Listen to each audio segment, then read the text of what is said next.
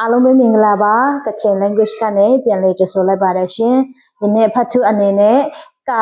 ကနဲ့ဂါရဲ့အသုံးပြုပုံလေးတွေကိုပြန်လေ့လာသွားကြရအောင်ဒါဆိုတော့ဒုတိယအနေနဲ့မရှာဖဲ့စားနိုင်ကစားနေထမုံကဖဲ့ကြလာငိုင်းဆိုတော့လူတွင်ကိုမေးတဲ့အချိန်မှာ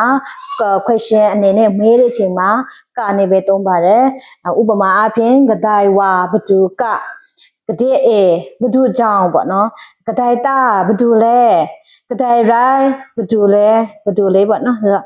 ကဒိုင်နီဒီနှစ်ခုကကြတော့အများကြီးမှသုံးတာပေါ့နော်ကဒိုင်နီဘဒူတွင်လဲ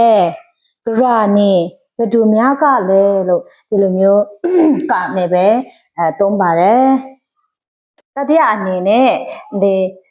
ခန့်ချက် ninh sam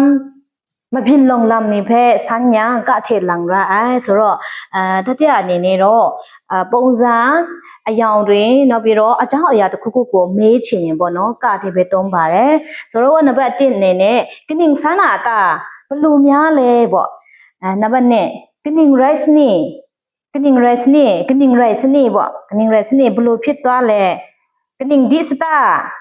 ဘလူလုပ်ပြီလဲပေါ့နော်ဆိုတော့ number 4အနေနဲ့ကနင်းငူးနာရိုက်ဘလူပြောရမလဲ number 5ပေါ့ကနင်းဒီနာဘလူလုံးရမှာလဲဆိုပြီးမှဒီလိုမျိုးမေးမယ်ဆိုရင်ပေါ့နော်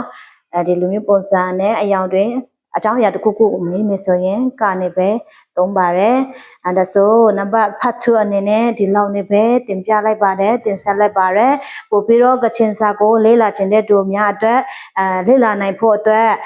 share subscribe လေးတင်လုပ်ထားပေးကြပါနော်ဖတ်သူမှာပြန်ဆောင်ကြမယ်